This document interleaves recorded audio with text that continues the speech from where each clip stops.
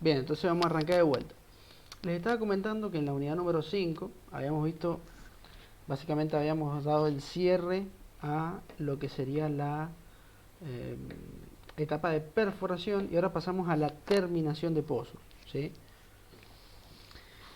¿Qué significa esto de la terminación de pozos? Bueno, porque durante la etapa de perforación de lo que sería nuestro pozo, lo único que hacemos es perforar una etapa, luego entubarla y luego cementarla.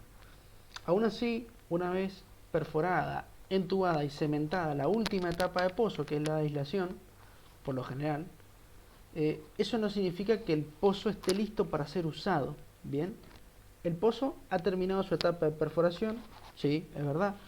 Ya se entubó y se cementó, también es verdad, pero eso no significa que el pozo esté listo para usarse. El pozo tiene que ser terminado aún.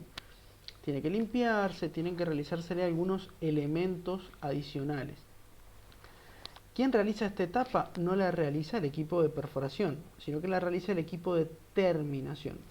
Entonces, una vez que se entubó y se cementó correctamente la última cañería, el equipo de perforación se va y viene el equipo de terminación de pozos. ¿Sí?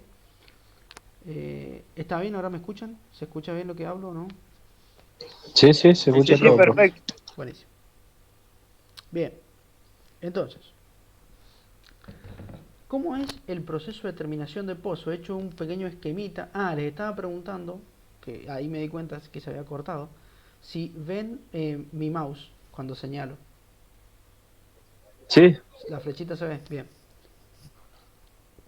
media tildada, pero sí se ve. Bien, bien. Sí, no importa, es como para señalarnos. ¿Qué pasa con el proceso de terminación de pozo? El proceso de terminación tiene 5 pasos que ya los vamos a ver bien en detalle, pero que son estos que les voy a mencionar ahora. Primero que nada, el fresado y la limpieza del pozo. Luego un cambio de fluido, ¿sí? Luego el perfil de calidad de cemento, para ver si el cemento ha quedado bien hecho o no. Luego el punzado y ya por último la bajada del sistema de producción. Bien, que también ya lo Profe, vamos a ver. Sí, ¿podría agrandar un poquito más la imagen porque no se alcanzan a distinguir más yo, por lo menos de mi teléfono? ahí mire, ¿se alcanza a ver ahí? Ahí Fresado y, sí, profe. fresado y limpieza, cambio de fluido, luego el perfil de calidad de cemento, luego los punzados y ensayos, y ya por último la bajada del sistema de producción, que ahora vamos a ver, como les dije, cada uno viene en detalle. Entonces, ya lo vamos a ver bien. Perfecto. En primer lugar, vamos a ver si puedo escribir acá. Pues sí, me deja escribir. Perfecto. El primer elemento es o sea, la primera tarea a realizar es lo que se llama fresado y limpieza del pozo. ¿Qué significa el fresado? Bueno, el fresado es básicamente el descenso de una herramienta que se llama fresa, que es esta que ven acá, ¿sí? O sea, estos son muchos tipos de fresa, que básicamente es como un trépano, ¿sí? Se baja una pequeña sarta similar a la de perforación, pero que en la punta, en vez de llevar un trépano, lleva una fresa. ¿Cuál es la diferencia? Y bueno, la diferencia es que la fresa no está hecha para perforar, sino que está hecha para romper algunas cosas, digamos como puede ser el cemento, ayuda a eliminar cualquier tipo de abolladuras que tengamos en la cañería, o sea, en el casing, ¿sí? Esto va seguido obviamente de unos portamechas que son los que dan el peso y unas barras de sondeo, ¿sí? ¿Cuál es la función del fresado entonces? Básicamente limpiar toda la parte interna de la cañería, es decir, remover el cemento. Si tengo alguna abolladura, supongamos que la cañería está derecha de un lado y de otro lado tiene una pequeña abolladura. Bueno, la fresa por lo general tiende a rectificar esa zona, es decir, vuelve la cañería a sus condiciones originales. ¿Por qué puede haber una abolladura en la cañería? Y porque puede haber algún desprendimiento de rocas, bien, en lo que sería antes de la cementación, tal vez un exceso de presión durante la cementación, y bueno, eso puede generar algunos problemas en lo que sería la cañería. ¿Sí? Entonces, con el fresado lo que hacemos básicamente es una limpieza del pozo. ¿Sí? ¿Se entendió hasta ahí? ¿Vamos bien? Sí, sí. Bien, bien. Les voy a ir preguntando a cada ratito por las dudas que se corte. Si no, si ustedes, si se corta, automáticamente mandan un mensaje al grupo ahí, al WhatsApp del grupo. Así me entero que se ha cortado y arrancamos de vuelta. Bien.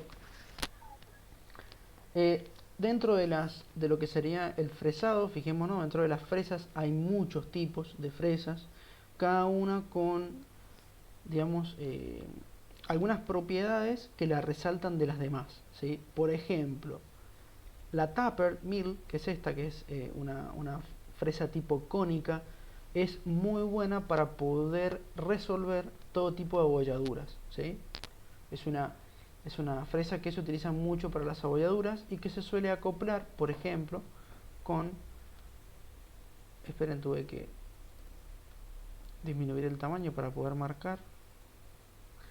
Se suele combinar con otra fresa que se llama watermelon, que se llama watermelon porque tiene forma de sandía. Watermelon es sandía en inglés, que también me ayuda mucho a las limpiezas un poco más prolijas y me ayuda con el tema de las abolladuras de la cañería. Entonces, repetimos, el fresado sirve en primer lugar para poder limpiar los excedentes de cemento. Recordemos que durante la etapa de cementación nosotros teníamos los tapones, el tapón blando y el tapón duro, que son de goma, pero que molestan en el fondo del pozo, entonces es importante romperlos, ¿sí? Algo a tener en cuenta es que por lo general eh, este, el sistema de lo que sería el equipo de terminación de pozos no posee un control de sólidos ni tampoco posee mucho un sistema de circulación de lodo, entonces por lo general algunas de estas fresas no necesitan circular lodo por su parte interna. Bien, puede que se calienten un poco, sí, pero como están rompiendo cemento y el cemento no presenta una dureza muy grande, no tienen mucho problema. Bien, perfecto. ¿Alguna duda hasta acá? ¿Algo que quieran consultarme? Profe, ¿cómo se llama la otra fresa con la que se puede empalmar? La watermelon es sandía, es una fresa de sandía. Bien, gracias. Profe, ¿y el zapato siempre queda en el fondo del pozo? Sí, sí, a ver, el zapato siempre queda. Recordemos que el zapato es la parte final de la cañería, así que tenía esta forma redondeada para que la cañería no se atorara en ninguna parte, ¿bien? Y este zapato siempre queda, a ver, si es una cañería intermedia, se va a romper la parte interna del zapato, pero el zapato va a quedar allí, ¿bien? Junto con la cañería. En el caso de ser la cañería de aislación, sí queda en el final del pozo. El zapato queda en el final del pozo. Y los tapones siempre quedan por encima del zapato, pero que se suelen romper, ¿bien? Por lo general se rompen Claro, para... Sí, pero usted la rompe con el fresado. sí ¿A señor. eso es lo que voy? Sí, a ver, acá hay algo que les quiero comentar. El zapato de la cañería de aislación, por lo general, no se rompe, ¿sí? Se llega solamente hasta los tapones. ¿Se puede romper? Sí, se puede romper, no hay problema. Y eso lo rompo con la fresa, ¿sí? Ahora bien, si yo estoy hablando de la cañería intermedia, por ejemplo, eso lo rompo directamente con el trépano. ¿Por qué? Y porque tengo que seguir perforando para luego poner la cañería de aislación, ¿sí? ¿Por qué la cañería de aislación, el zapato, no lo rompo con un trépano? Y porque el equipo de perforación ya se ha ido. Bien, entonces lo tengo que romper con la fresa del equipo de terminación. ¿Más o menos quedó claro? Ah, sí, sí. Gracias. Nosotros cuando estamos perforando y por ejemplo entubamos la zona de la cañería guía y la cementamos, bueno, el zapato se lo rompemos de vuelta con el trépano porque tenemos que seguir perforando luego la cañería intermedia y luego la cañería de aislación, así que esos zapatos intermedios los voy rompiendo con lo que sería mi trépano. Ya este último lo rompo con la fresa. En caso de ser necesario, hay casos en los que realmente no es necesario romper el zapato, así que se deja ahí. Inclusive con un pequeño nivel de cemento y no hay problema. Bien, una vez hecho el fresado, ¿sí? Lo que yo tengo que hacer es cambiar el fluido. ¿A qué voy con esto? Como dije, el equipo de perforación termina de cementar la última cañería y se va. pero la parte interna de la cañería ha quedado con el fluido de perforación, es decir, con lodo, que es por lo general el fluido que se utiliza para desplazar el cemento durante la cementación. Entonces, cuando llega el equipo de terminación, también llamado equipo de workover, así que si me llegan a escuchar decir workover, es el equipo de terminación. Una vez que llega el equipo de terminación, que tiene que hacer el fresado del pozo, lo hace con el lodo ahí que tengo adentro del pozo. Bien, rompo, limpio todo y después ese lodo lo tengo que retirar para poder inyectar un fluido nuevo, que es el fluido de terminación. ¿Qué cualidades debe tener el fluido de terminación? Bien, en primer lugar tiene que ser un fluido limpio, por supuesto, ¿sí? En primer lugar. Pueden ser base petróleo o base agua, eso es similar al lodo, bien, con la única diferencia que ahora no le agrego tantos aditivos porque no hace falta, ¿sí? ¿Por qué? Y porque más que nada los aditivos del lodo son para evitar que el lodo se meta en las rocas, para generar un buen revoque, etcétera, etcétera. Ahora lo único que necesito es tener una buena densidad para poder contrarrestar la presión de la roca. Bien, yo voy a tener mi pozo, ¿sí? Voy a tener mi roca. Una vez que haga los punzados, que eso ya lo vamos a ver, el fluido tiende a meterse al pozo. Entonces yo necesito un buen fluido de terminación para que me contrarreste esa presión, ¿sí? Y que no tenga una surgencia durante la terminación del pozo. Entonces, por lo general se utilizan fluidos base agua, porque son los que me generan una buena contrapresión, una buena densidad y una buena presión hidrostática. Eso se recuerda, no sé si lo recuerdan, lo vimos en la clase pasada. Bien, perfecto. ¿Por qué hago el cambio de fluido ahora y no antes del fresado? Bueno, muy simple, porque si yo lo hago antes del fresado y después limpio el pozo, acabo de ensuciar todo el fluido de terminación y lo voy a tener que volver a cambiar. ¿Se entiende? Entonces, para no hacer eso, es un poco más de sentido común, ¿sí? Para no hacer eso, lo ideal es realizar el cambio de fluido después de la limpieza del pozo, ¿sí? ¿Se entendió?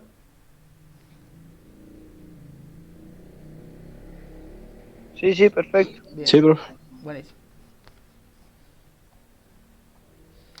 Una vez hecho el cambio de fluido, ahora viene lo que se llama el perfil de calidad de cemento. Primero que nada les voy a explicar un poquito qué es un perfil, ¿sí? El perfil consiste en un ensayo que se le realiza al pozo con una determinada cantidad de herramientas. Bien, en este caso son herramientas tipo sónicas, o sea, son herramientas que mandan ondas de sonido y con un micrófono reciben esas ondas de sonido y después interpretan más o menos qué ha pasado, ¿sí? Es importante porque es una buena manera de determinar qué es lo que le está pasando al pozo, cuáles son las condiciones del pozo, etcétera, etcétera, etcétera, ¿sí? Bien, ¿qué hago con un perfil de calidad de cemento? Bueno, el nombre lo indica. El perfil de calidad de cemento me permite o me ayuda, ¿sí?, a conocer cuál es la calidad de mi cemento. Es decir, si la cementación salió bien o salió mal. ¿Qué significa que una cementación salga mal? A ver, este es mi pozo, ¿sí? Y esta es mi cañería, ¿bien? Que debería estar cementada. ¿Qué significa que debería estar cementada? Que es necesario que tenga cemento perfectamente en toda su periferia, es decir, todo ese espacio anular, todo ese espacio ahí en el medio entre la cañería y el pozo, tiene que estar lleno de cemento. ¿Qué significa una mala cementación? Por ejemplo, que en esta zona no tenga cemento y tenga una burbuja de aire. Eso es una mala cementación. Bien, ¿cómo me doy cuenta? En un perfil de calidad de cemento, que es este que ven acá, ¿sí? Me doy cuenta porque presenta zonas claras. Mientras más clara es la zona, menor cantidad de cemento tengo. Bien, entonces, mientras más clara la zona, menor cantidad de cemento. Perfecto. A ver, vamos a seguir marcando. Vamos a hacer otro dibujito ahora. La idea es, ¿cuál es la idea del cemento? La idea es que si yo tengo una cañería acá, bien, y el pozo acá, la idea es que el cemento, ocupe todo el espacio y que haga que el conjunto de cañería, cemento y roca sean un solo cuerpo, ¿se entiende? Esté macizo, esté lo mejor fijado posible. Entonces, a través del CBL y el BDL, que son las herramientas de calidad de cemento, yo puedo determinar si el cemento está bien adherido a la cañería y si el cemento está bien adherido a lo que sería la roca. Además, puedo determinar si tengo burbujas de aire en la parte interna. ¿Sí? Bien. ¿Hasta ahí quedó claro?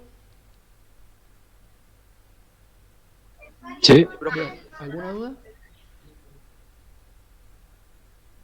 No. Bien.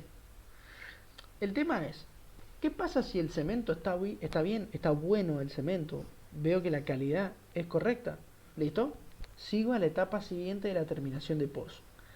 Ahora bien, ¿qué pasa si mi cemento es malo? Es decir, si el cemento que yo acabo de analizar tiene burbujas de aire o no está bien adherido a la roca, ¿sí?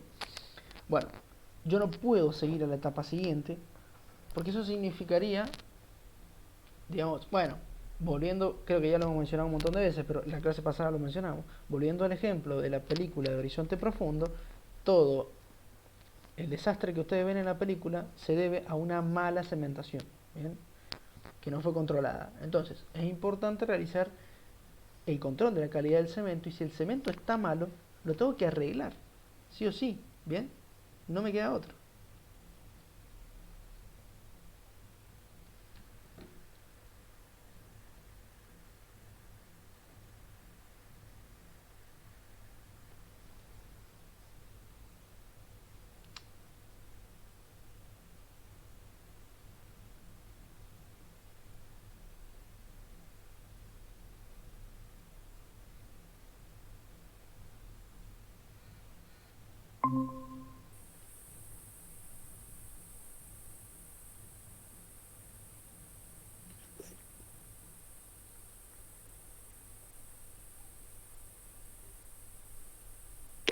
Ahí volví, ¿me escuchan?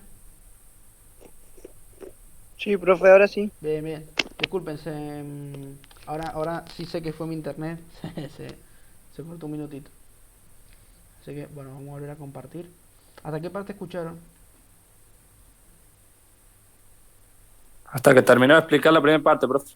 Bien. No, ¿Qué, no qué escuch- pasaba si quedaba un hueco en Bien, el cemento? exacto. Bien.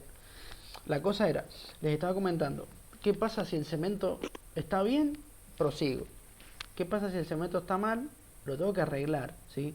Les dije como ejemplo de nuevo lo que pasó en la película Horizonte Profundo, ¿sí? Lo mencionamos en la clase anterior, lo mencionamos ahora de vuelta. Eso, todo el desastre que ustedes ven que pasa en esa película se debe a una mala cementación, ¿sí? Entonces, si yo encuentro que el cemento está malo, lo tengo que arreglar. ¿Bien? ¿Cómo se arregla? Muy simple. Vamos, permítanme que voy a escribir de vuelta. Yo tengo mi pozo acá, ¿sí? Acá estaría la roca y bueno, todo esto en la parte sería cemento, ¿sí?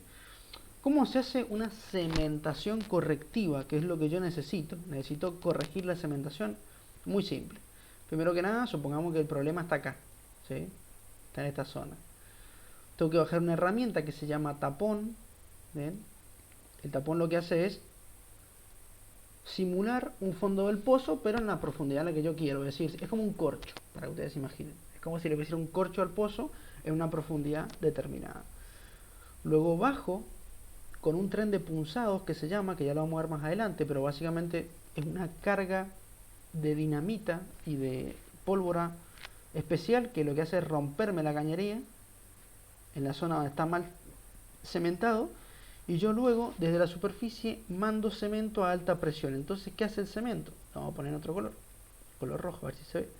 El cemento ingresa, ¿sí?, a altísima presión, por lo general suele romper un poco el cemento que ya está colocado y me termina llenando todos los espacios vacíos, ¿sí? Una vez que hago esto, cierro el pozo y dejo que el cemento se seque. Bien. Una vez que termino de hacer esto, tengo que repetir la etapa del fresado y la limpieza, bien, para luego hacer un cambio nuevamente de fluido.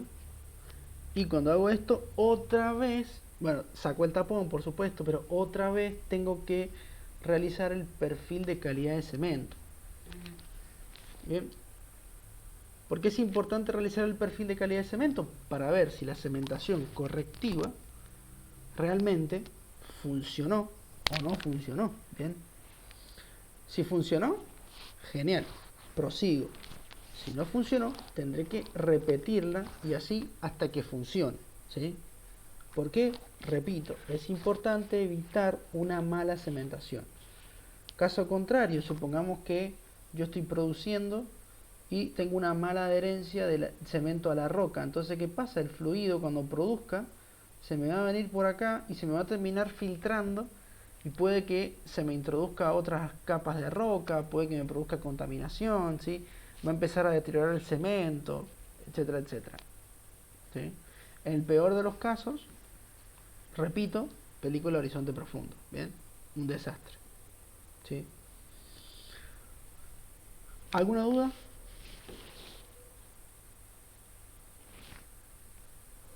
Profe, le hago una consulta. Sí, cómo no. Eso sería en el fondo del pozo, ¿verdad? Sí, señor. Si fuera en la cañería más arriba, no habría problema. O Eh, si también se hace lo mismo. Buena pregunta. Todos los cementos de todas las cañerías tienen que estar bien cementados, ¿bien? O sea, tienen que estar bien hechos. El de la cañería guía, ¿cómo me doy cuenta si está bien hecho o no?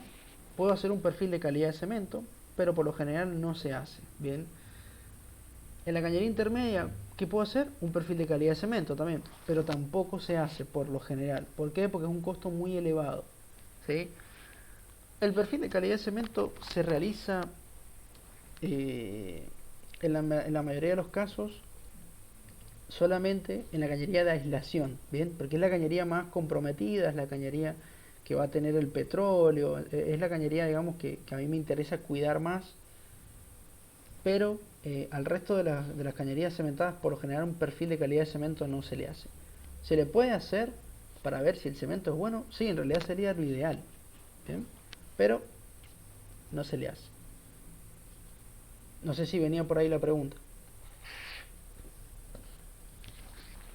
Sí, profe, sí, por ahí. Bien, bien, bien. Repito, por ejemplo, en el caso de la cañería guía, como se cementa entera la cañería y no solamente una parte, es fácil determinar si tengo buena cementación porque el cemento termina volviendo a la superficie por el espacio anular. O sea, yo tengo... Vamos a borrar y voy a dibujar ahí de vuelta. Perdón. Ahora. Yo tengo...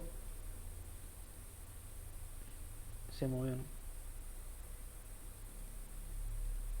Yo voy a tener mi cañería, ¿sí? Y mi pozo. Y acá tengo lo que sería la superficie. Bien, bien, el cemento de la cañería guía llega al fondo, sube por acá y termina saliendo hasta la superficie. ¿Por qué? Porque se cementa entera la cañería. Entonces es fácil darse cuenta. Si el cemento ya subió hasta la superficie, por lo general el aire termina filtrándose por ahí y queda bien cementada. El tema de la aislación y la intermedia es medio complicado determinarlo así a ojo, digamos, porque el cemento no llega hasta la superficie. La única manera es con un perfil de calidad de cemento. Si la zona está muy comprometida, en el caso de la cañería intermedia, bueno, se hace un perfil de calidad, pero por lo general no. Bien, ¿alguna otra duda? No, profe, eso no. Gracias. Bien, no, de nada. Una duda, si se utiliza esta carga del cemento, el tubo, el casing que queda roto, ¿para ello? Disculpe, no le escuché muy bien la pregunta. Creo que va por el tema de las cargas premoldeadas, si se rompe el casing, algo así escuché, pero no, se cortaba mucho. ¿Sí me lo puede repetir? El casing, por el tema de la parte de va una carga de explosivo ahí, no Sí. pasa nada que quede rota. En realidad la idea es romper el casing, ¿sí? Pero ¿Qué es lo que pasa? A ver, cuando yo digo una carga premoldeada, estoy hablando de una carga de pólvora y dinamita y un par de combustibles más, explosivos más en realidad, pero que no hacen, no es que perforan el casing y el casing le queda un boquete de 30 centímetros, ¿se entiende? Que es un orificio muy muy chiquito, que es por allí por donde entra el cemento. Bien, obviamente ese orificio va a quedar tapado por cemento después. Aún así, en el caso de cuando nosotros realizamos el punzado, porque necesito romper el casing sí o sí para producir en algunos puntos, repito, el casing queda roto, pero con pequeños orificios, ¿sí? No es que le hago un agujero muy grande, ¿sí? Que es un orificio chico, de un par de pulgadas tal vez, pero no, ni siquiera de un par de pulgadas, creo que una pulgada ya es muchísimo. Una pulgada es 2,5 centímetros, si tiene una regla por ahí, fíjense. Bueno, es del tamaño de gordo, así que es bastante, ¿sí? Ese orificio ya es bastante considerable. Se suelen hacer muchos orificios. Pero la idea es romper el casing, justamente. Ah, bueno, gracias, profe. No, de nada. Emma, ahora vamos a pasar a la parte de los punzados y más o menos le voy a explicar cómo funciona, ¿sí? Una vez que limpié el pozo, entonces cambié el fluido y mi perfil de calidad de cemento me dijo que el cemento está bueno, ¿sí? Puedo proseguir con la etapa de lo que se llama el punzado del pozo. ¿En qué consiste? Bueno, vamos a repetir un poquito las cosas que hemos estado hablando. Tenemos un pozo, ¿sí?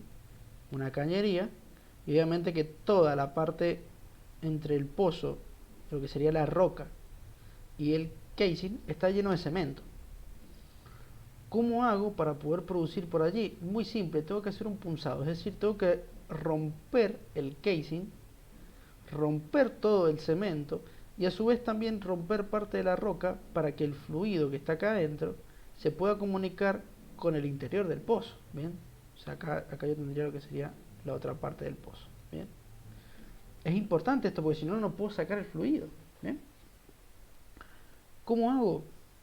Muy simple. Lo que se hace es utilizar una carga premoldeada, es un tren de punzado que se llama tren porque no es una carga premoldeada, son muchas, ¿bien? Que tienen esta forma, miren, es un cartucho que trae combustible explosivo que tiene esta forma el cartucho, ¿bien? Más o menos, se lo estoy dibujando así a duras penas, y todo esto está repleto de lo que sería el explosivo. Bien, ¿cómo se activa? Estos trenes se suelen colocar muchos trenes uno abajo del otro y apuntando en diferentes direcciones. Si yo tengo un pozo a 360 grados, lo ideal es que tenga más o menos forma de estrella, bien, el punzado, y a su vez que vaya helicoidal, es decir, como una escalera, supongamos.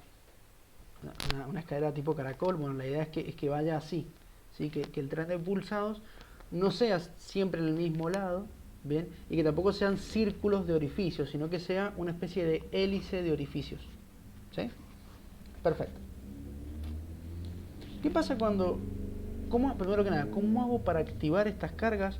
Por lo general se activan con corriente eléctrica. Desde la superficie se manda una señal a través de un cable especial, que justamente es el cable de perfilaje también.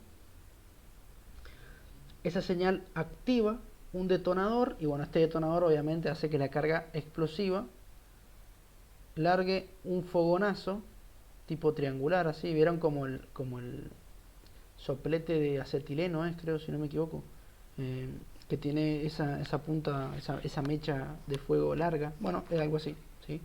Es como un soplete, pero con fogonazos que alcanzan entre los 50 centímetros y el metro a veces de largo, ¿sí? Entonces lo que hago es romper el casing, romper todo el cemento que tengo acá y a su vez romper la roca. Bien, una vez que hago esto, ¿sí?, el tren de punzado por lo general se retira y se saca. Algunas veces se puede desprender y se deja caer al fondo del pozo y si no hay problema con eso, se lo hace, ¿sí? Pero por lo general se saca. En algunos casos muy muy particulares, lo que hago es largarlo al fondo del pozo. Por lo general no. Bien. Datos curiosos acerca del punzado. Por lo general, durante las maniobras de punzado, la gente que está armando los explosivos en la superficie, a ver, la carga viene armada, pero se tienen que unir uno con otro, colocarle las mechas o los cables, lo que fuere. Entonces, por ejemplo, se prohíbe el uso de celulares, se cortan todas las redes de internet y demás, porque estos explosivos son fáciles de activar con señales electromagnéticas, o sea, con señal de antena. La señal de antena puede activar el detonador. Entonces, es peligroso, obviamente, ¿sí? Si se le golpea fuerte, explota, etcétera, etcétera. Para el tema de los punzados, por lo general, se prepara a la gente antes en temas de seguridad, obviamente, porque estamos trabajando con explosivos. Una vez hechos los ensayos, como dije, se retira la herramienta y sería lo ideal, digamos, limpiar la zona de la fractura con unos ácidos que vienen especiales. Se inyecta ácido al pozo, entonces el ácido, ¿qué hace? Hay dos tipos de ácido, no vamos a entrar en detalles, pueden ser clorhídrico o fluorhídrico, pero eso no importa. Por el pozo se inyecta el ácido ingresa por acá y me limpia toda esta zona. ¿Por qué es importante limpiar esa zona? Y porque la piedra queda por lo general muy molida, o sea, la roca queda muy molida y no tengo una buena producción. Entonces es importante realizar una buena limpieza con ácido. El ácido ingresa, disuelve un poco la roca, ¿sí? Limpia la zona esta del cemento, ayuda a limpiar el punzado y demás, ¿sí? ¿Hasta allá vamos bien? ¿Alguna duda?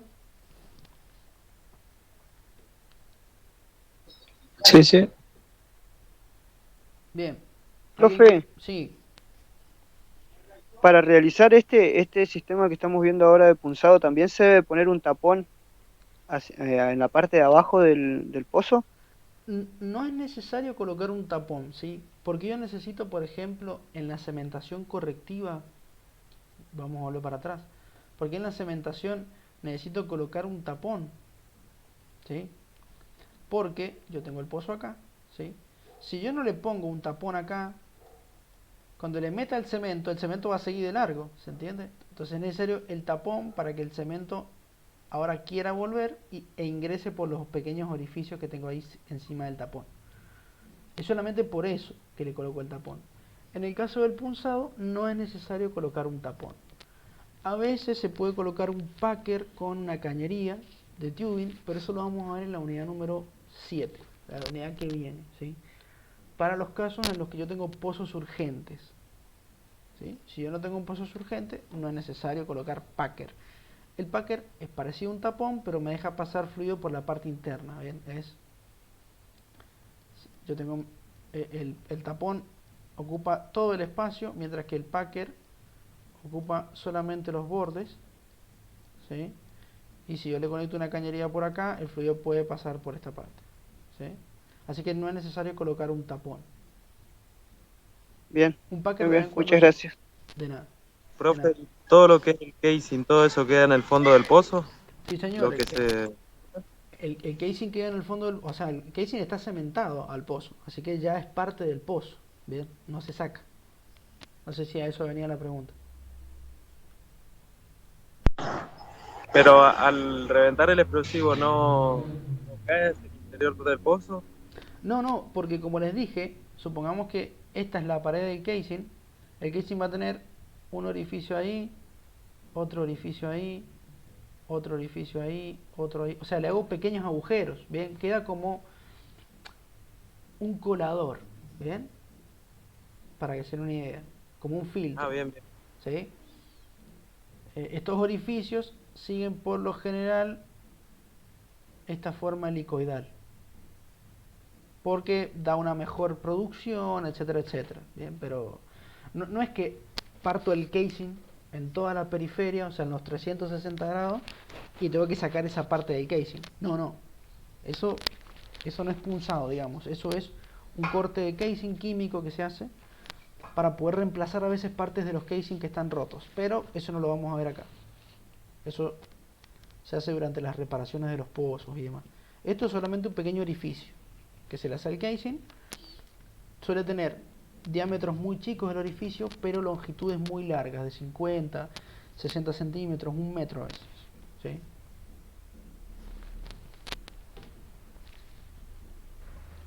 Que, y después hace la limpieza y ahí se produce. sí, señor, una vez que hago la limpieza, vienen los ensayos ahora, que ahora se los voy a comentar, ¿sí? Y de una vez que se ensaya, se pone a producir el pozo. Es más, ahora les voy a explicar los ensayos. Gracias. De nada. ¿Qué pasa con esto? A ver, volvemos otra vez. Dibujo del pozo. Este es el casing, ¿sí? Acá tengo mi zona productiva. Por ende, acá voy a tener los punzados, ¿sí? Son, repito, pequeños agujeritos. Que por lo general se dibujan con líneas así en el mismo casing. Ahora, ¿qué hago? Tengo que hacer el ensayo de pozo. ¿Qué es un ensayo de pozo? A ver, todo esto está repleto de fluido de terminación, ¿sí? Bien. Ahora lo que tengo que hacer es bajar con un cable de pistoneo o un cable de ensayo que se llama, que lo trae el equipo de terminación, y se baja un pistón. Un pistón que tiene más o menos esta forma. A ver si lo puedo dibujar. ¿Sí? Es un pistón de copas que se llama. Es como, ¿vieron las sopapas? Bueno, es como si pusiéramos muchas sopapas una dentro de la otra. ¿Bien? Y forma un efecto pistón. Así de simple. Bien. ¿Qué hago con esto? Muy simple. Se baja el pistón al interior del pozo y se sube. Y se vuelve a bajar y se vuelve a subir. Y se vuelve a bajar, ¿sí? Y se vuelve a subir. Entonces lo que hago es generar pistoneo. Esa succión hace que el fluido de la roca se meta al interior del pozo.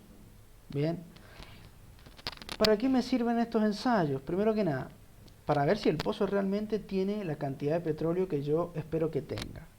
Segundo, me permite determinar algunas mediciones, como puede ser la presión de producción, cuánto gas tiene el pozo, ¿sí? Cuánto petróleo produce, cuánta agua produce, ¿sí? Los caudales de producción de cada fluido, la viscosidad del petróleo, un montón de cosas con estos ensayos. Y tercero, ¿para qué hago todos estos ensayos? Muy simple, para poder determinar el sistema de producción que yo voy a utilizar, porque ahora vamos a ver que existen 5 sistemas de producción posibles, ¿bien? De los cuales cada uno se utiliza para determinadas presiones, determinados caudales, determinada cantidad de agua y de gas, ¿bien? No es que puedo utilizar el que yo quiera, sino que se utiliza, digamos, se utiliza el sistema que mejor le convenga, o que más le convenga, perdón, al pozo. ¿Sí? ¿Eso quedó claro? Sí. Bien. Entonces, una vez hechos los ensayos, se manda a pedir al sistema de producción correspondiente, que por lo general ya se lo tiene preparado. ¿Por qué? Bueno, muy simple, porque ya hoy en día no existen prácticamente reservorios petroleros que no tengan pozos.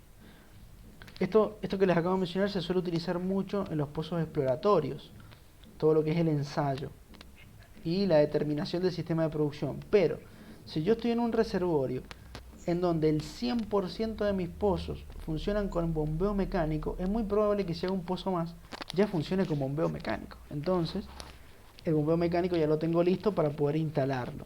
¿Bien? ¿Puede haber alguna sorpresa? Y sí, siempre puede haber alguna sorpresa con algún otro mecanismo de producción, pero por lo general en las mismas, supongamos que esto es mi reservorio visto desde arriba, ¿sí? En esta zona tengo bombeo mecánico y en esta zona tengo pozos de electrosumergible. Es muy probable que si haga un pozo cerca de esta zona sea electrosumergible, y es muy probable que si haga un pozo cerca de esta zona sea de bombeo mecánico. Bien. Ya vamos a ver más adelante cuál es la diferencia de cada sistema de extracción. Lo vamos a ver hoy día, y ya en las unidades siguientes vamos a ver cada uno de los sistemas en particular. ¿Sí? ¿Quedó claro más o menos? Obviamente que ahora lo que hago es instalar el sistema de producción y ya ponerlo en lo que se llama marcha definitiva, puesta en marcha definitiva del equipo, que significa que lo arranco, y lo ideal sería no pararlo nunca más hasta que el pozo se agote, es decir, hasta que el pozo llegue hasta su vida útil. Profe, ¿lo podría explicar de vuelta? ¿Cómo no? Eh, Repito, el tema, ¿para qué hago el ensayo? Para poder determinar todas las propiedades que tiene el pozo y de esa manera poder elegir el sistema de producción. Dentro de los sistemas de producción hay 5: surgencia natural, gas lift, bombeo mecánico, electrosumergible y PCP. Ya las vamos a ver bien en detalle, no se hagan problema. El tema es que, ¿qué pasa en los reservorios de Mendoza, por ejemplo? Es decir, los yacimientos de Mendoza, que ya están sobreexplotados, es decir, ya tengo pozos por todos lados. Supongamos que este es un yacimiento de Mendoza, el que les acabo de dibujar ahora, que lo voy a volver a dibujar ahora. Esperen un minuto. Bien. Este es mi reservorio, este es mi yacimiento. Todos los pozos que están acá son de bombeo mecánico. Y todos los pozos que están acá son electrosumergibles. ¿Sí? Bien, supongamos que yo hago un nuevo pozo acá. Tiene más probabilidades de ser electrosumergible o de ser bombeo mecánico, según la posición. ¿Qué me dicen? Electromecánico. Electrosumergible, sí, electrosumergible. Ahí mezcló los dos. Pero bien, sí. Es electrosumergible. Electrosumergible, ¿bien? ¿Por qué? Y porque está al lado de todos los electrosumergibles. Entonces es muy probable que toda esta zona del yacimiento comparta las mismas presiones, comparta los mismos caudales, comparta el mismo tipo de fluido, la misma cantidad de agua, etcétera. Entonces, si todos los pozos anteriores, ¿bien? Le pido que se silencie a la persona que no esté silenciada, por favor. Gracias. Entonces, si todos los pozos anteriores que hice allí, ¿bien?, son electrosumergibles en función de todas esas propiedades de caudal, presión, algún pozo nuevo cerca y es muy probable que sea electrosumergible. ¿Bien? Ahora bien, si lo hago acá al pozo, y es muy probable que sea bombeo mecánico. ¿Bien? ¿Por qué? Porque esta zona del yacimiento es muy probable también que tenga las mismas propiedades de presión, caudal, y etcétera, que todos estos pozos. ¿Se entendió más o menos? Sí, profe. Bien, a ver, Sí, profe. hacer los ensayos es buenísimo porque me dan los datos reales, bien, los datos que están ahí en ese momento. Pero la gente de reservorios, que son los ingenieros que por lo general trabajan en las oficinas de las empresas en Buenos Aires y en todos estos lugares, ellos ya han diseñado virtualmente un yacimiento y ya más o menos saben qué sistema de extracción hay que ponerle a cada pozo. ¿Bien? ¿Por qué? Porque ellos ya hacen un modelado informático, un modelado en computadora de los pozos, ya más o menos conocen qué tipo de presiones hay y demás. ¿Bien? Eso digamos es simulación informática. Por eso ya más o menos se sabe qué pozo tengo.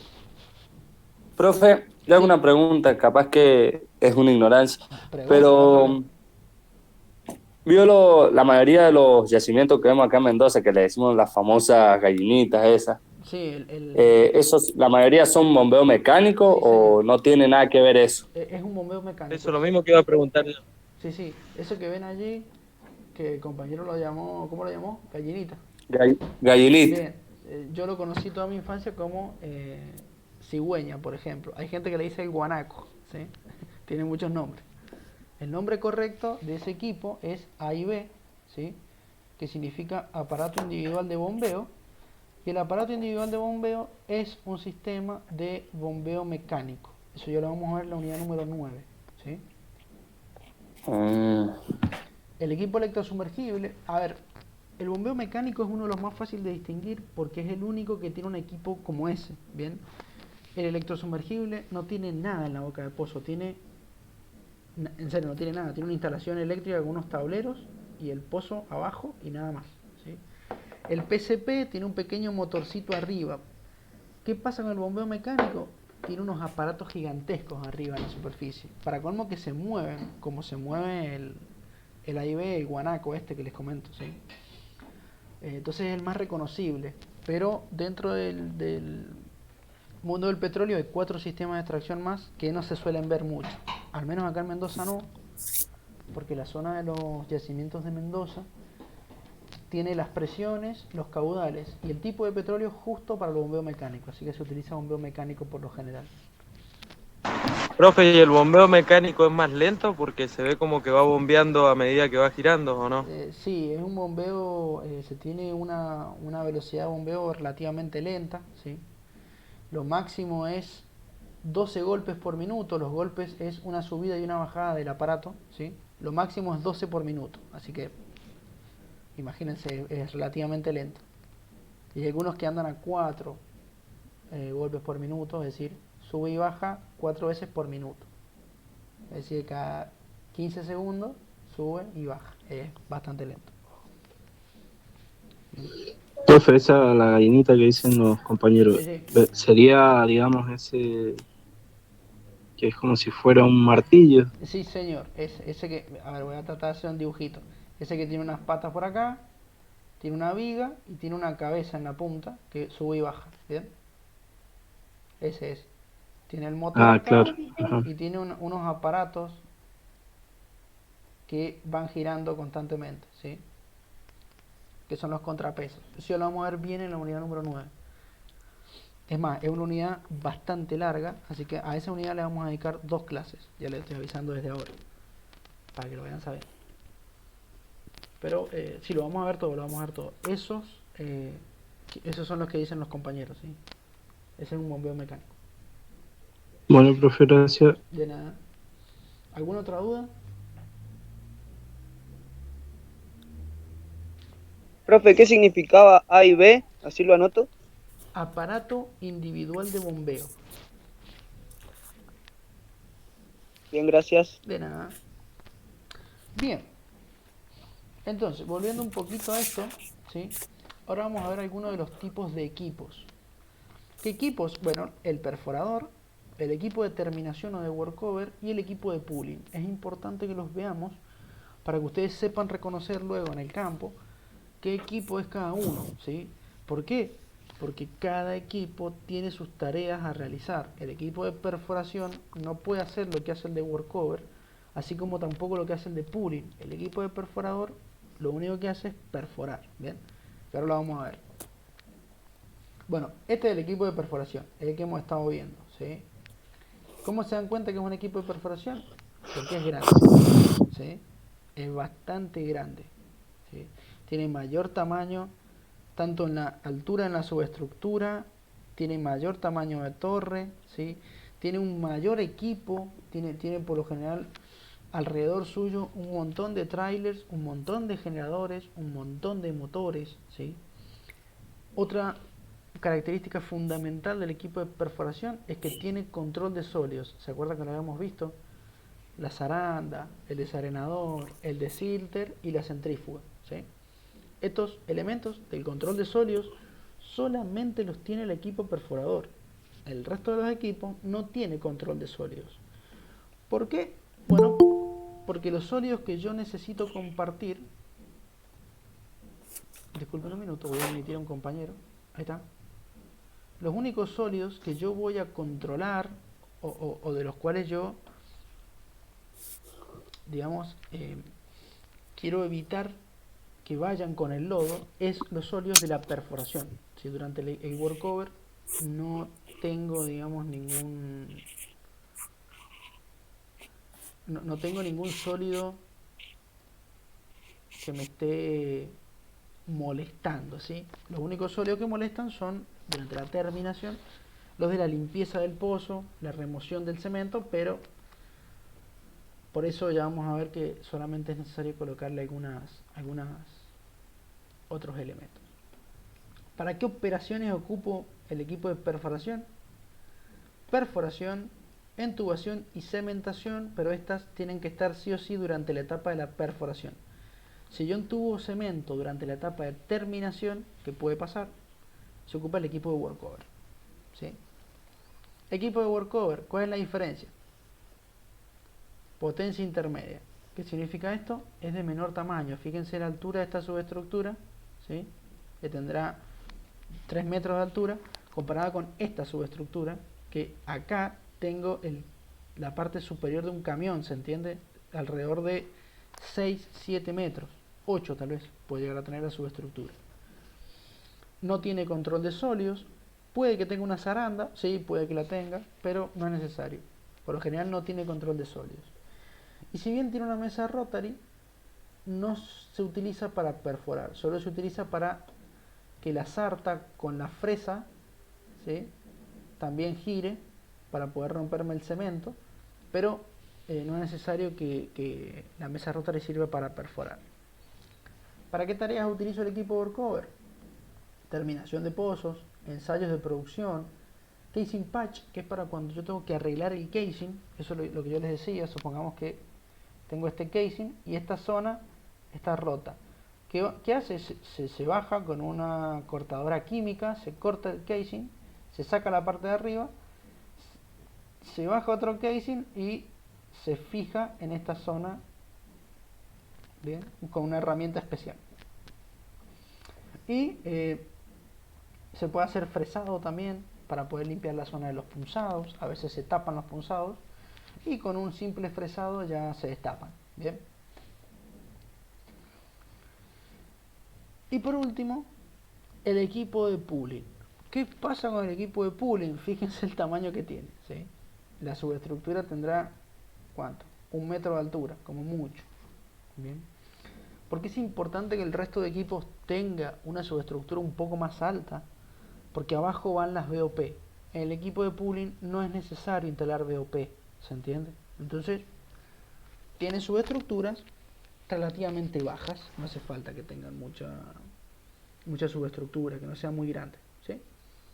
Bien, ¿para qué utilizo el equipo de pooling? Para maniobras de tiro, es decir, yo no tengo mesa rotary, solamente sirve para sacar y para poder meter cosas al interior del pozo, pero nada más. Bien, se utiliza por lo general cuando tengo que hacer cambio de las bombas que están abajo, cuando tengo que meter o sacar varillas, cuando tengo que meter o sacar tubing, etcétera. Son solamente estas herramientas estas maniobras de tiro que se llaman, es decir, maniobras de sacar y meter herramientas, nada más. No, si tengo que girar alguna herramienta no puedo con esto, ¿sí? Porque no tiene mesa rotary. ¿Alguna duda de los 3 equipos? ¿Se entendió más o menos la diferencia entre cada uno? Profe, Sí. las bombas que están abajo serían las electrosumergibles. Bien, eso ya lo vamos a ver más adelante, pero tanto el bombeo mecánico como el PCP como la electrosumergible tienen las bombas abajo. El sistema de bombeo mecánico, volviendo un poquito, lo borré, qué mal, lo borré, pensé que estaba. El bombeo mecánico, ¿se acuerdan que dijimos que abajo, que estaba en la parte superior la cigüeña, así este aparato, o el A y B, vamos a decirle A y B ahora? Esto no es la bomba, el A y B es el equipo que me da el movimiento, pero la bomba de producción está dentro del pozo, ¿sí? Esto me ayuda a sacar petróleo, pero lo único que hace es transmitirle el movimiento a la bomba que está arriba, que es un pistón. Es una bomba pistón. Entonces saca fluido cuando sube el A y B, y cuando baja el A y B, la bomba baja para poder recolectar más fluido y volverlo a sacar. Pero la bomba está dentro del pozo. Así que tenemos... Sería como una bomba de agua mecánica. Algo así, ¿sí? ¿Vieron el pistón y un cilindro de un motor? Funciona igual, ya lo vamos a ver bien, pero el pistón es lo que está fijo, digamos, a la B. Entonces cuando la B sube, el pistón sube y me saca fluido. ¿Ven? Y cuando la B baja, el pistón baja y se abren unas válvulas para que vuelva a ingresar fluido para poder sacarlo luego en la carrera ascendente, es decir, cuando el A y B suba otra vez, y así sucesivamente. ¿Ven? Ya, no importa si no lo entienden ahora, vamos a ver una unidad de esto, pero tengan en cuenta que todos los sistemas de extracción tienen tanto herramientas en la superficie como herramientas en la parte interior del pozo. ¿Bien? ¿Por qué? Porque el petróleo está allá abajo, entonces necesito por lo general algún mecanismo que me ayude a sacarlo. Repito, mecanismo en superficie y mecanismo en el interior del pozo. El equipo de pooling sirve por lo general para poder meter y sacar las cosas al interior del pozo.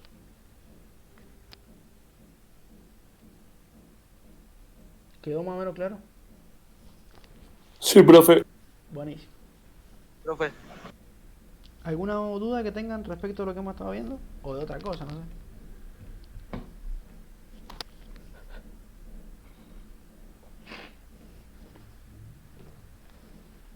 Bueno, seguimos entonces. Perfecto.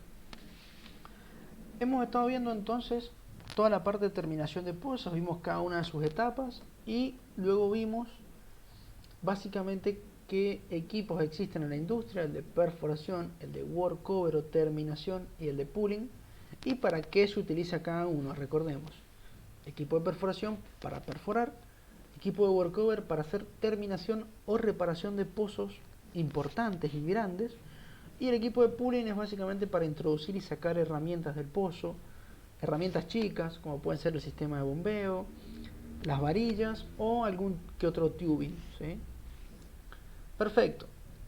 Ahora, ya para cerrar la clase de hoy, vamos a ver una pequeña introducción a los distintos sistemas de extracción petrolera, ¿sí? Primero que nada es importante dividir los sistemas de extracción en dos tipos. El sistema de extracción para pozos urgentes, es decir, un pozo que tiene una presión tan grande que me permite sacar el fluido del pozo sin necesidad de hacer nada. Prácticamente el pozo me entrega el fluido solo. Y luego tengo los pozos no urgentes, en donde yo le tengo que dar una ayudita al pozo para que me entregue el fluido. Bien, perfecto. Para repetirles un poquito el tema de los ensayos, la selección del sistema de extracción depende de las características de cada uno de los pozos. Yo no puedo poner en los pozos, ¿sí? Por ejemplo, en un pozo de muy baja presión no puedo poner un sistema de surgencia natural porque el pozo no va a surgir, porque el pozo no es urgente natural. Bien, así como tampoco, muy probablemente, si tengo un pozo con altísima viscosidad, no me va a salir una bomba electrosumergible porque ese sistema no funciona bien con fluidos muy viscosos, ¿sí? Así que cada sistema tiene su rango de propiedades en los que puede funcionar. Es decir, hay algunos pozos en los que funciona bien, hay otros pozos en los que no funciona bien y hay que colocar otro sistema de extracción. Perfecto. Estos son los sistemas de extracción y para separarlos, el único que es surgente natural es el de surgencia natural, ¿sí? El resto de los pozos... Profe, ¿podría explicar lo anterior porque se me trabó? Sí, cómo no. Les comentaba que básicamente el pozo tiene una serie de propiedades que yo las determino con los ensayos. ¿A qué me refiero con propiedades? Y cosas que caracterizan al pozo. Caudal, presión, cantidad de gas, cantidad de agua, viscosidad del petróleo, salinidad del agua, etcétera, etcétera. ¿Sí? Un montón de cosas. Estas cosas a mí me van a determinar el sistema de extracción. ¿Por qué? Porque no es que cualquier sistema de extracción funcione en cualquier pozo. No. Por ejemplo, les comenté un ejemplo. La bomba electrosumergible funciona muy mal con fluidos de alta viscosidad. Bien, es decir, con fluidos muy pastosos, muy viscosos, funciona mal. ¿Cuál funciona mejor? La PSP. Entonces, si yo tengo un fluido muy viscoso, no voy a poder instalar una electrosumergible, por más que quiera. Voy a tener que instalar una PSP, ¿se entiende? A eso me refería. Básicamente, cada pozo dicta qué sistema de extracción voy a tener que utilizar. ¿Sí? Eso más o menos había comentado. Gracias, profe. De nada, de nada. Dentro de estos sistemas, repito, hay uno que es para los pozos urgentes y el resto para los pozos no surgentes. ¿Qué significa un pozo surgente? Bueno, es un pozo que a mí me entrega fluido sin que yo haga nada. Hago los punzados y automáticamente el pozo, porque tiene altísima presión, empieza a entregarme petróleo en la superficie. Es decir, el petróleo sale solo. Bien. Este sistema es el de surgencia natural, que lo vamos a ver en detalle la clase que viene. ¿Sí? ¿En qué caso se puede utilizar una surgencia natural?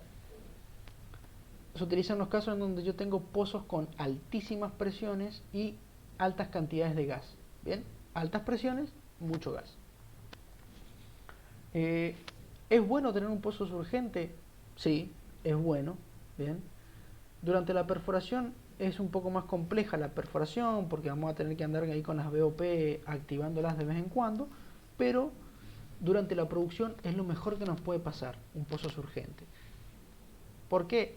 Simple, porque es económico, ¿sí? Yo no tengo que hacer nada, yo hago un par de agujeros en una cañería y el pozo me entrega petróleo, ¿sí? Entonces es muy simple a la hora de producir, es más económico y además puedo hacer uso de las presiones de la propia roca. El otro sistema, que ya es un sistema artificial de bombeo, ya no es natural, todos estos son artificiales, ¿sí? Tenemos el gas lift. El gas lift es un sistema que consiste en inyectar gas al pozo para ayudarlo a producir. Se suele utilizar mucho para cuando el pozo surgente ha perdido mucha presión y ya no surge de manera natural. Entonces si yo le inyecto gas, el gas, ya se lo voy a explicar más adelante, pero el gas produce una columna de fluido más liviana y básicamente lo que hago es generar una surgencia artificial, ¿bien? Con la inyección de gas. Se utiliza entonces en los pozos con presiones considerables, es decir, con buenas presiones, pero digamos que no son lo suficientemente altas como para poder producir por sí solo el pozo.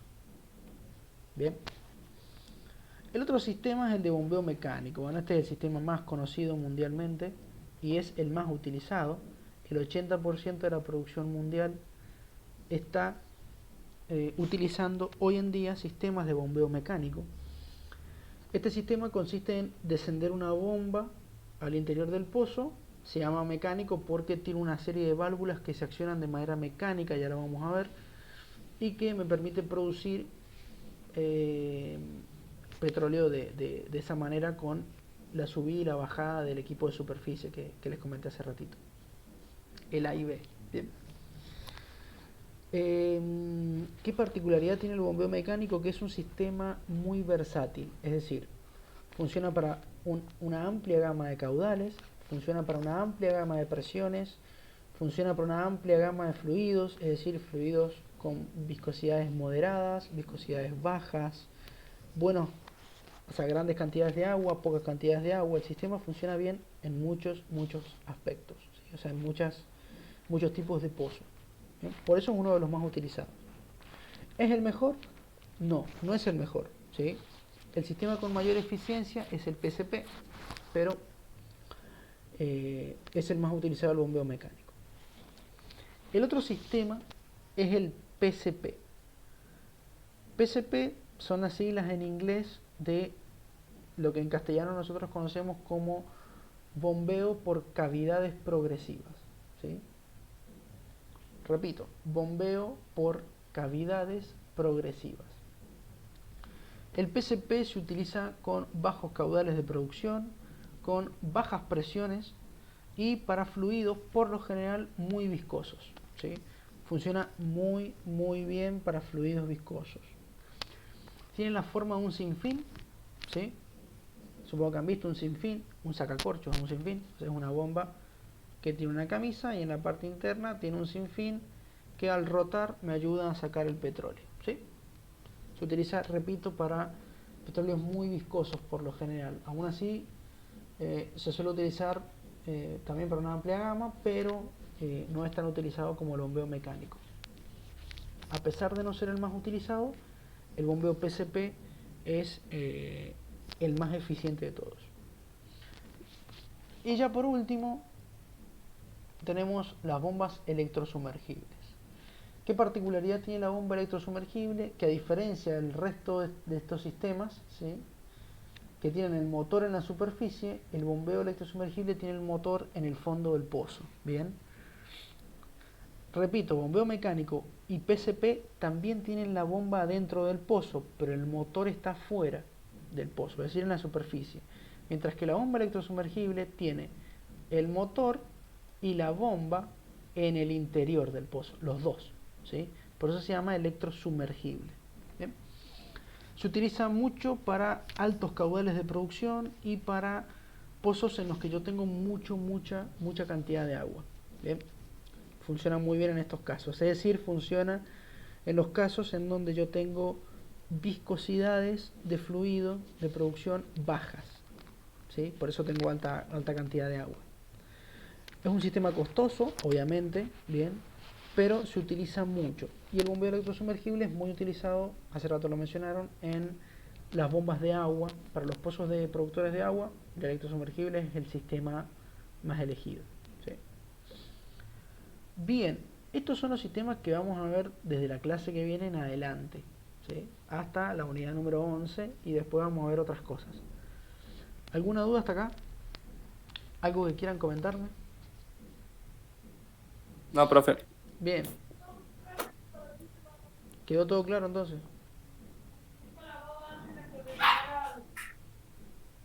Sí, sí. Sí, profe, una consulta fuera de esto. Sí, cómo no. Voy a tener que volver a ver la clase porque me faltó anotar cuál era de más viscosidad y menos viscosidad. ¿Eso lo vamos a ver No, en el cuestionario exactamente. que tenemos que hacer al final de esta clase? Creo que no. Creo que no. Creo que el cuestionario de esta clase es más que nada sobre terminación y sobre los equipos, ¿sí? Puede que haya alguna pregunta, por ejemplo, de cuál es el más eficiente, que es el PCP, cuál es el más económico, que es Ajá, el surgente natural, ¿sí? Pero no va a hablar de viscosidad y esas ajá. cosas. En caso de que hable de eso, Ah, bien. ¿sí? Recuerde que los cuestionarios no tienen límite de tiempo, así que usted puede guardar las respuestas que ha respondido sin enviar el cuestionario, va al video, lo mira y después vuelve y resuelve lo que le ha quedado sin resolver. No hay problema con eso. Ah, bien, profe. Bien. Muchísimas gracias. No, de nada. Igual, profe, está todo en la teoría. Sí, señor, esto está todo en la teoría. Sí, sí. Aparte, como les digo, no tiene sentido que yo ahora, no me acuerdo si hay preguntas de eso, pero no tiene sentido que se les pregunte mucho sobre los distintos tipos de bombeo, porque ya hay una unidad para cada uno y vamos a ver cada cosa en detalle, ¿bien? Entonces, por eso es importante, que no es tan importante, digamos, todo eso que les estoy comentando ahora. Fue más que nada una introducción, ¿sí? Bien, entonces, ¿alguna duda? Yo sí, profe. Cuando vimos el tema, digamos, de casi al principio fue, Sí, de la terminación, sí, que veíamos si el cemento estaba hueco, digamos, sí, hacíamos como la perforación del casing, se rellenaba todo de vuelta con el hormigón y, y ahí se vuelve a hacer la limpieza, digamos, el cambio de fluido, el fresado y limpieza, y después se continúa con el punzado y el ensayo. sí, a ver, le comento esto, a ver, ¿por qué por lo general cuando yo hago un perfil de calidad de cemento, si el cemento es malo y hago una cementación correctiva, tengo que luego hacer un fresado, ¿sí? Primero que nada porque se coloca un tapón allí, ¿bien? Ese tapón por lo general es un tapón de goma, así que se puede romper con el fresado, ¿sí? Tengo que hacer un cambio de fluido porque si hago el fresado para romper el tapón, tengo que cambiar el fluido porque está todo sucio y a la hora de realizar el perfil esa suciedad influye, bien, esa suciedad me da lecturas erróneas, me da una lectura mala, ¿sí? Entonces es importante realizar el fresado, luego otro cambio de fluido y otra vez el perfil. Además hay un problema y es que el perfil si yo no saco el tapón, podría hacer el perfil, sí puedo, el tema es que voy a llegar hasta acá nomás con el perfil, ¿sí? Porque acá por lo general queda todo lleno de cemento. Y esta es la zona que estaba con problemas. Así que no voy a poder ver, el perfil me leería esta zona y nada más. Entonces no voy a poder ver si este cemento quedó bien, ¿sí? Entonces sí o sí tengo que hacer un fresado y un cambio de fluido para tener un buen perfilado. Si no cambio el fluido, el perfil puede salir mal. ¿Bien? Ajá, buenísimo, profe. Sí, eso no me había quedado claro. Bien, sí, es importante realizarlo de vuelta. ¿Hay algunos que no hacen el cambio de fluido? Sí, hay algunos que no hacen el cambio de fluido, bien, pero bueno, hay que tener en cuenta que puede que el perfil salga malo o que haya leído cosas mal. Ajá, buenísimo. Bien, ¿alguna otra duda? ¿Algo que quieran consultarme antes de que nos vayamos?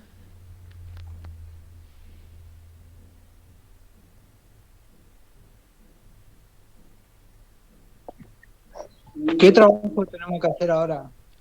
Ahora tienen que realizar un cuestionario, no me acuerdo. A ver, ahora les comento. Es más, vamos a dejar de compartir y voy a compartir, a ver si puedo compartir el navegador. Así van mirando. Sí, a ver.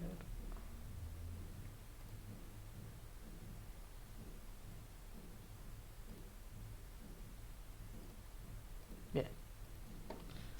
Están viendo el navegador, ¿verdad? Sí, profe. Buenísimo. Ahora vamos a ver qué cuestionario tienen que hacer.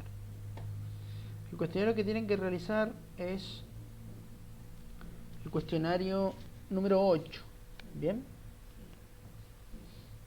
El que sería este de la unidad número 6. Cuestionario número 8, que se tienen que hacer. Además, le podemos dar una mirada si quieren. Es un cuestionario relativamente simple, no tiene muchas no, a ver, mira, acá está la pregunta. Existen distintos sistemas de extracción y más o menos les va a hablar un poquito de cada uno, ¿sí? Les va a hablar del gas, de la presión y todo eso, pero está subida también la diapositiva y la teoría, entonces lo pueden ir mirando de ahí. Pero son 3 preguntitas nada más. No tiene grandes complicaciones.